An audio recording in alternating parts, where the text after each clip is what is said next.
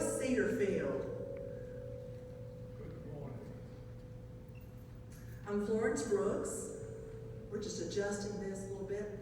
Director of Pastoral Services here at Cedarfield, and I want to welcome those of you who are in the fellowship hall and those of you who are with us via the live stream to this morning's special Readers Theater production of A Christmas Carol.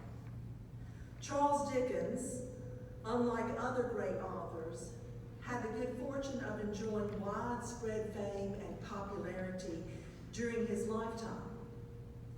A Christmas Carol appeared on the upswing of his fame, written in just 6 weeks during the autumn of 1843 and published that same year on December the 17th. It was an instant classic, not just because of Dickens' growing fame, but because his story capitalized on current trends, such as a growing concern for the poor and an interest in Old English holiday customs.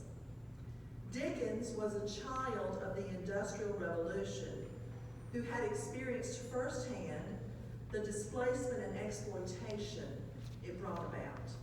Life on the underside is a consistent theme in Dickens' novels, particularly poignant in A Christmas Carol.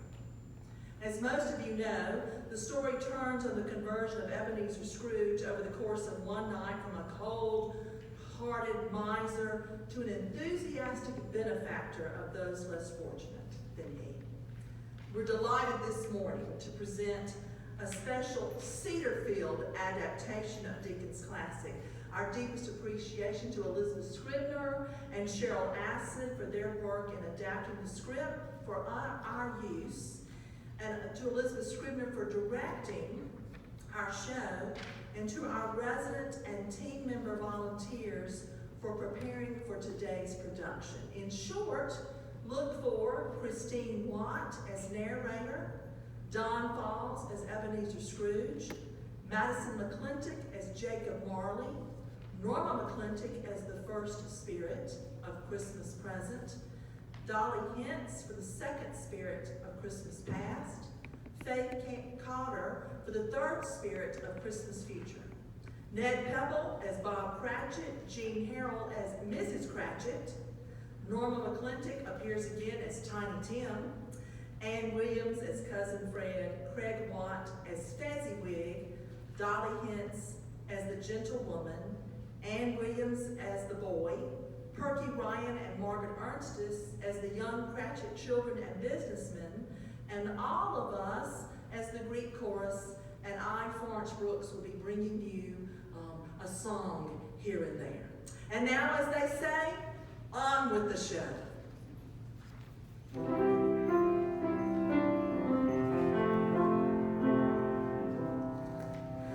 Welcome, welcome, gather round, listen and be mindful. Here's a tale that we have found, sure to be delightful. As the story does unfold, we will learn some lessons, spread good cheer to young and old, count each and every blessing.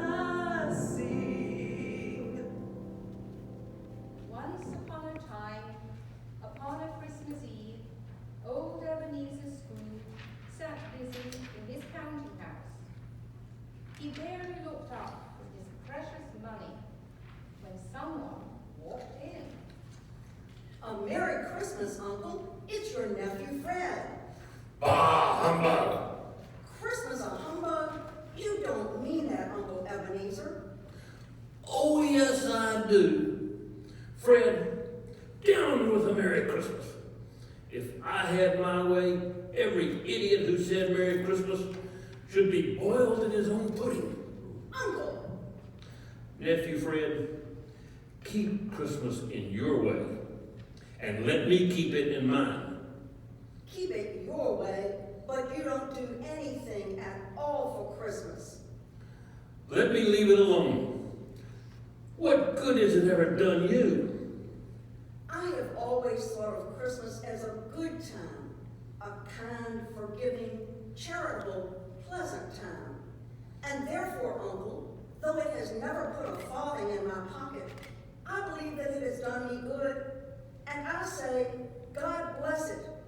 Now I must go. Goodbye, Fred. A Merry Christmas, Uncle, Bah humbug! and a Happy New Year. Bah humbug! His nephew, Fred, left the room without an angry word. But the clerk, in letting Scrooge's nephew out, had let another person in. Hello, Mr. Scrooge. I'm collecting for the poor and the destitute to make their days lighter during this festive season. What shall I put you down for? Perhaps you'd help buy the poor some meat and some drink and some means of warmth. Nothing. I wish to be left alone.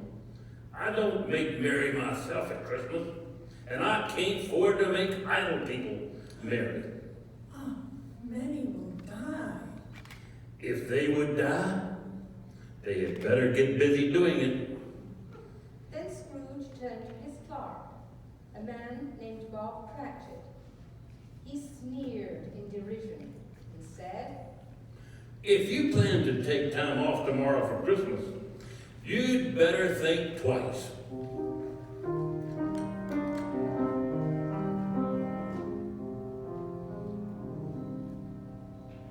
Once upon a Christmas Eve, in a room so cold and bleak, sat a man, his name was Scrooge. What a miser, what a sneak, in the frigid counting house, adding up his billing. Scrooge was stingy, mean, and cheap, never shared a shilling.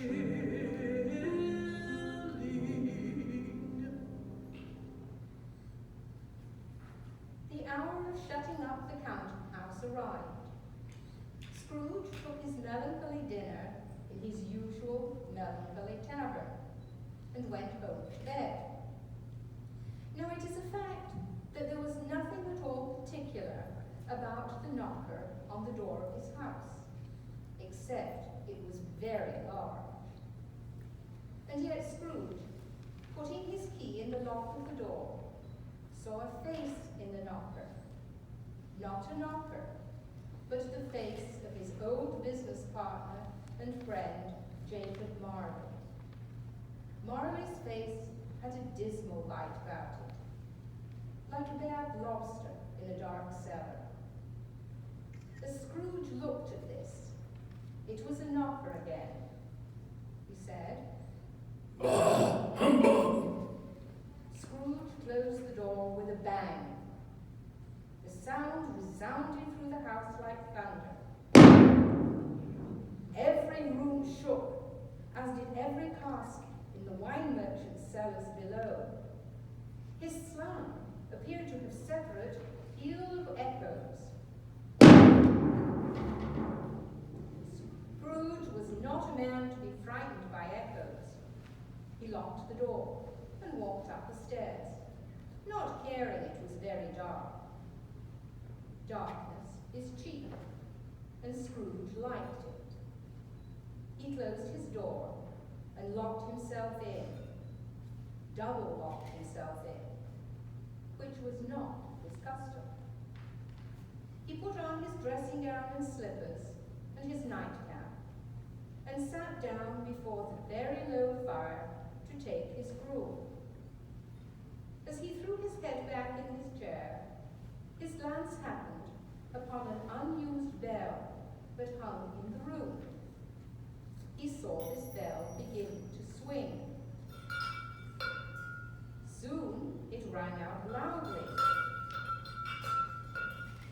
and so did every bell in the house.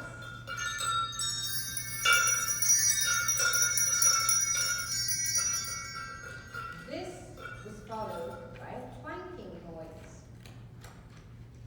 Deep down below, as if some person was dragging a heavy chain over the casks in the wine merchant's cellar. Then he heard the noise much louder on the floors below. Then coming up the stairs. Then coming straight towards his door. It came on through the heavy door. And the spirit passed into the room before his eyes. What do you want with me? Much. Who are you? Ask me who I was. Who are you then? In life, I was your partner, Jacob Marley. Do you believe in me? I don't. Why do you doubt your senses? Because I am often affected by the littlest of things. You may be simply an undigested piece of beef, a blot of mustard, a crumb of cheese, or a fragment of an undone potato. There's more of gravy than of grave about you, whatever you are. The spirit raised a frightful cry. Mercy! Dreadful apparition! Why do you trouble me? Why do you walk the earth? Why do you come to me? It is required that the spirit within each of us should travel far and wide. And if that spirit does not produce good fruit in one's lifetime, it is condemned to do so after death. I cannot rest. I cannot stay. I cannot linger anywhere. My spirit never walked beyond our counting house. Mark me, in life my spirit never rode beyond our money-changing hole. Thus, weary journeys forever lie before me. Scrooge was very much dismayed and began to quake exceedingly. I am here tonight to warn you that you have yet a chance and hope of escaping my fate. You will be haunted by 3 spirits. Expect the first tomorrow night, when the bell tolls 1. Expect the second on the next night at the same hour. The third on the next night, when the last stroke of 12 has ceased to vibrate. You will see me no more. Scrooge tried to say humbug, but stopped at the first syllable, and fatigued, he went straight to bed without undressing and fell asleep on the instant.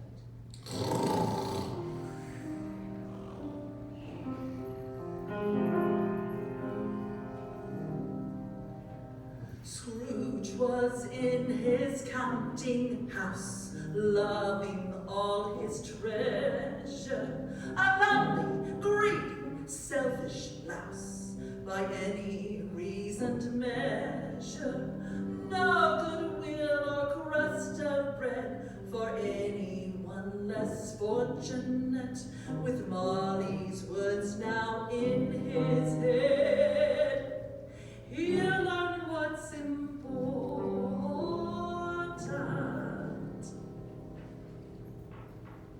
When Scrooge awoke, the church clock tolled a deep, dull, hollow.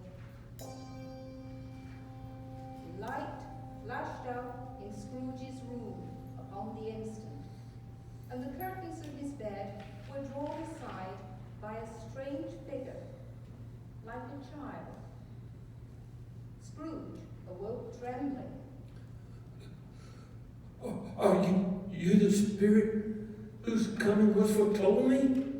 I am. Who and what are you? I am the ghost of Christmas past.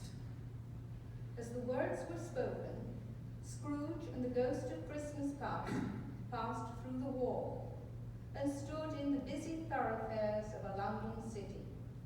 It was Christmas time. The ghost stopped at a certain warehouse door and asked Scrooge if he knew it. Know it. I apprenticed here. They went in. At the sight of an old gentleman in a Welsh wig, Scrooge cried in great excitement. Why, it's old Fezziwig! Bless his heart. It's Fezziwig, alive again. A living and moving picture of Scrooge's former self, a young man, came briskly in. Yo ho, Ebenezer Scrooge, my young boy. No more work tonight. Christmas Eve. Christmas, Ebenezer. Let's have the shutters up quickly.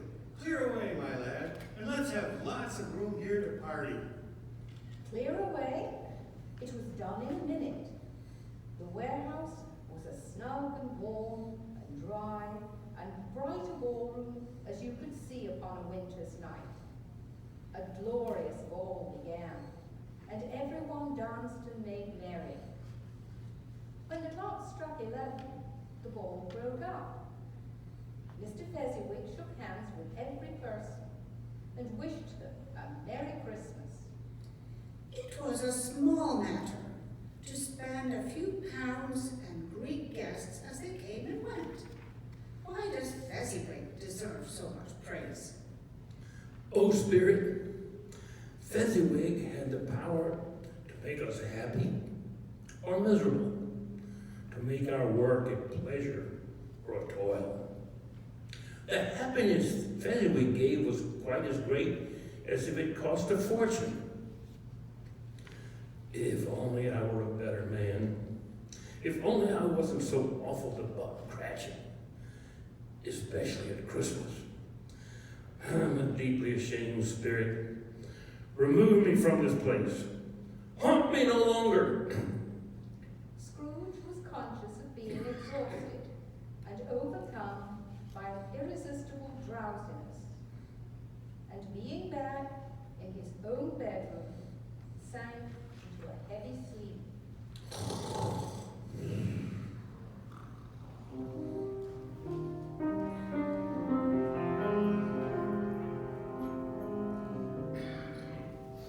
The clock struck 1 and Scrooge awoke. Alarmed he felt in danger. There it stood, the childlike bloke, the ghost, a total stranger. Christmas past a pleasant fest, Scrooge fell into its snare. As he confessed his petulance, he hung his head in deep despair.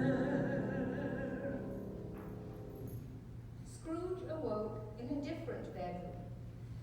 The walls and ceiling were hung with living green, leaves of holly, mistletoe, and ivy, and such a mighty blaze went roaring up the chimney. On the floor, forming a kind of throne, were turkeys, geese, pigs, sausages, mince pies, plum puddings, barrels of oysters, red-hot chestnuts, cherry-cheeked apples, juicy oranges, luscious pears, and great bowls of punch. Upon this couch there sat a giant, who bore a glowing torch. I am the ghost of Christmas present. Look upon me. You have never seen the likes of me before. Touch my cloak. Scrooge did as he was told, and held it fast. The room and its contents vanished instantly, and they stood in the city streets upon a snowy Christmas morning. Scrooge and the ghost travelled, invisible, straight to Scrooge's clerks, and on the threshold of the door the spirit smiled, and stopped to bless Bob Cratchit's dwelling with the sprinklings of his torch. Then Where's arose Fitz? Mrs. Cratchit. What's keeping your precious father and your brother, Tiny Tim? Cried the two young Cratchits, who were everywhere at once. In came Bob the father, his threadbare clothes darned up and brushed to look seasonable, and Tiny Tim upon his shoulder. Alas for Tiny Tim, he bore a little crutch, and had his limbs supported by an iron frame. The 5 older Cratchit children busied themselves fetching the goose, mashing potatoes, sweetening up the applesauce, dusting the hot plates, and setting chairs for everybody. Mrs. Cratchit made the gravy hissing hot. Bob took Tiny Tim beside him in a tiny corner at the table. The 2 young Cratchits crammed spoons in their mouths, lest they should shriek for goose before their turn came to be cold. At last, the dishes were set on, and grace was said. Mrs. Cratchit looked slowly at the carving knife, preparing to plunge it into the breast. And when she did, the stuffing issued forth. One murmur of delight arose around the board. And even Tiny Tim, excited by the 2 young Cratchits, beat on the table with the handle of his knife and feebly cried. Hurrah! The plates were cleared, and Mrs. Cratchit left the room alone to fetch the pudding. Mrs. Cratchit entered, smiling proudly, holding the pudding with Christmas holly stuck into the top. Oh, what a wonderful pudding. At last, the dinner was done. The cloth was cleared, the hearth swept, and the fire made up.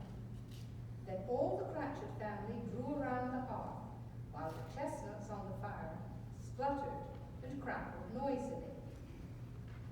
They were happy, grateful, pleased with one another, and contented with the time. And when they faded and looked happier, yet in the bright sprinklings of the spirit's torch at parting, Scrooge had his eye on them, and especially on Tiny Tim.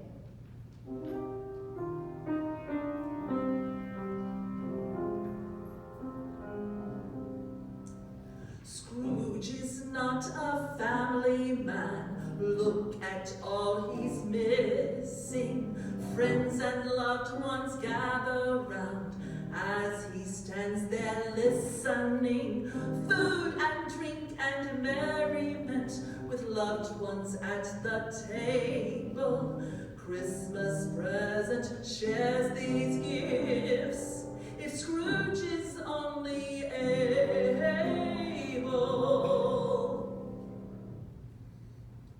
Scrooge and the spirit were again upon their travels. Much they saw and far they went, and many homes they visited, but always with a happy end. Suddenly, as they stood together in an open place, the bell struck 12.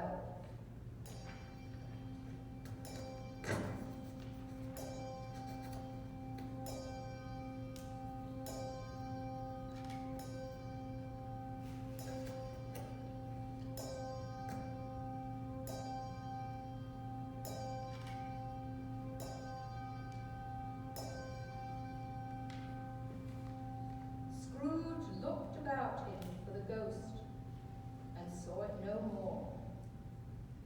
As the last stroke ceased to vibrate, he remembered the prediction of old Jacob Marley, and lifting up his eyes, beheld a solemn phantom, draped and hooded, coming like a mist along the ground towards him. Ghost of the future, I fear you more than any I've seen. Will you not speak to me? The spirit gave him no reply. The hand was pointed straight before them. Lead on, lead on. The night is waning fast, and it's precious time to me. I know. Lead on, spirit. They scarcely seemed to enter the city, for the city rather seemed to spring up about them. But there they were, in the heart of it, amongst the merchants. The spirit stopped beside a group of businessmen. Scrooge advanced to listen to their talk. I don't know much about it either way. I only know he's dead. When did he die? Last night, I believe. What has he done with his money? I haven't heard. He hasn't left it to me, that's all I know. The scene changed, and now Scrooge almost touched a bare bed. A pale light fell straight upon this bed, and on it, unwashed, unwept, uncared for, was the body of this unknown man. Spirit, let me see some tenderness connected with this man's death, or this dark chamber will forever be present to me. The spirit then conducted him to poor Bob Cratchit's house, the dwelling he had visited before, and found the mother and the children seated solemnly round the fire. Quiet. Very quiet. The noisy little Cratchits were as still as statues in one corner. The mother and her daughters were engaged in needlework. All were filled with sorrow, for Tiny Tim had recently died. Mrs. Cratchit hurried out to meet Bob as he came in. His tea was ready for him. Then the two young Cratchits got upon his knees and laid each child a little cheek against his face, as if they said, "Don't mind it, Father. Don't be grieved." Bob was very cheerful with them and spoke pleasantly to all the family. He looked at the work upon the table and praised Mrs. Cratchit and the girls. Life proceeded on without Tiny Tim. Tiny Tim, did no one help save the dear young boy? Did I not help, Spirit? Was I too caught up in my money and my greed? Spirit, something informs me that our parting moment is at hand. But tell me, Spirit, what man was that with a covered face whom we saw lying dead? The spirit of Christmas yet to come then conveyed Scrooge to a dismal, wretched, ruinous churchyard. The spirit stood among the graves and pointed down to one. Scrooge crept towards it, trembling as he went, and following the finger, read upon the stone of the neglected grave his own name, Ebenezer Scrooge. Am I that man who lay upon the bed? No, Spirit. Oh, no, no. Spirit, hear me. I am not the man I was. I will not be that man I must have been. Show me this. If I am past all hope, assure me that I may yet change these shadows you have shown me by an altered life. I will honor Christmas in my heart and try to keep it all year. Oh, tell me I may sponge away the writing on this stone.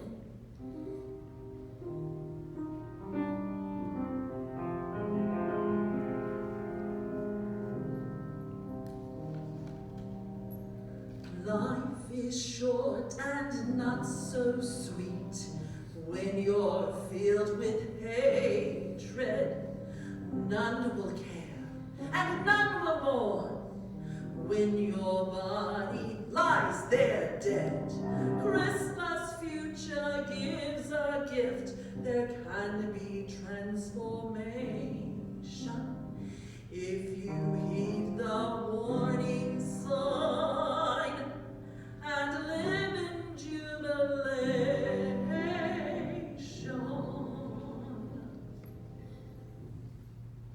Holding up his hands in one last prayer, perhaps have his fate reversed, Scrooge saw an alteration in the phantom's hood and dress. It shrunk, collapsed, and dwindled down into a bedpost. Yes, and the bedpost was his own. The bed was his own. The room was his own. Best and happiest of all, the time before him was his own to make amends. The church bells rang out the sweetest peals he had ever heard.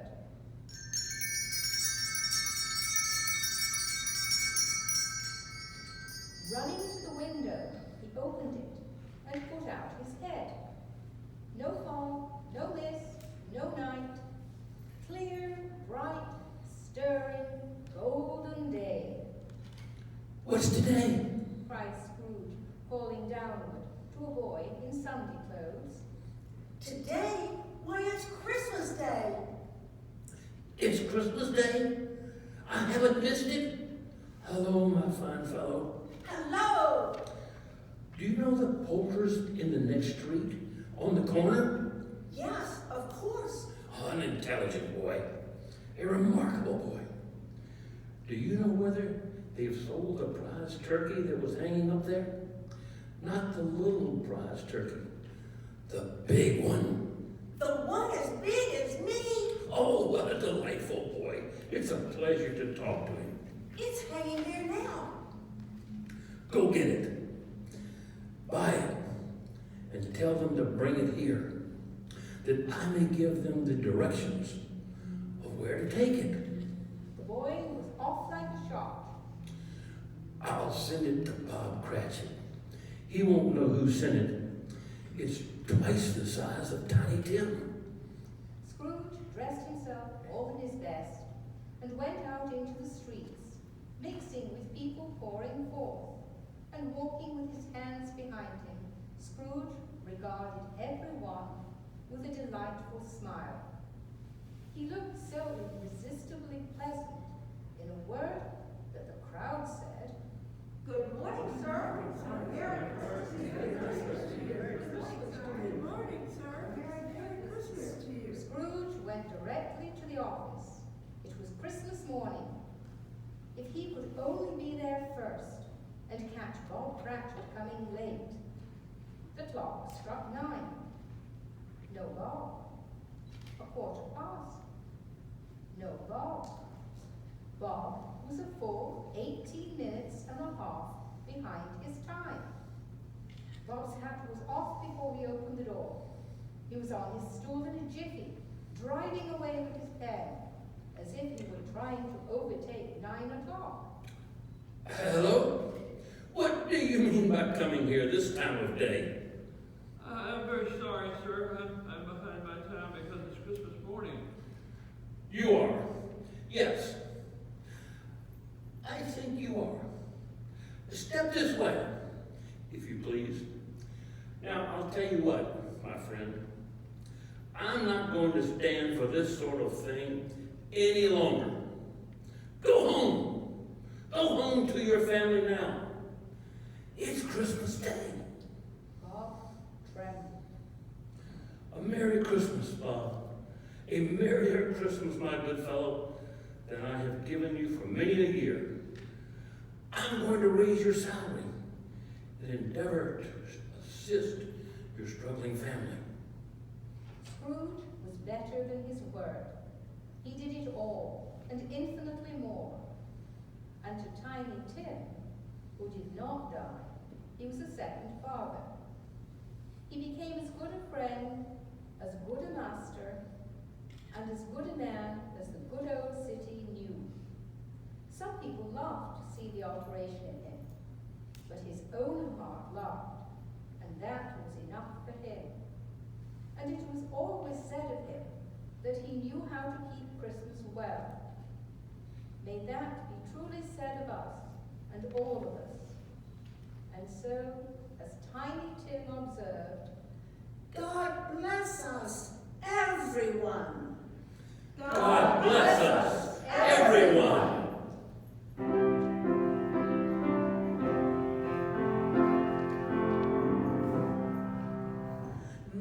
it's time to take our leave with this transformation. Cherish friends and cherish time. Join life's celebration. Love your neighbors, feed the poor. Spend your life expressing gladsome tidings everywhere. Count each and every blessing. We wish you a Merry Christmas. We wish you a Merry Christmas. We wish you a Merry Christmas and a Happy New Year.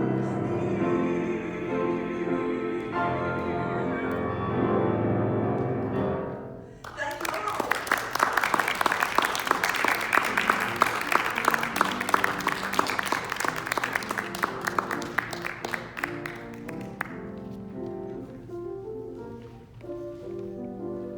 Thank you all so much for joining us via the live stream and in person. Again, Merry Christmas and Happy New Year.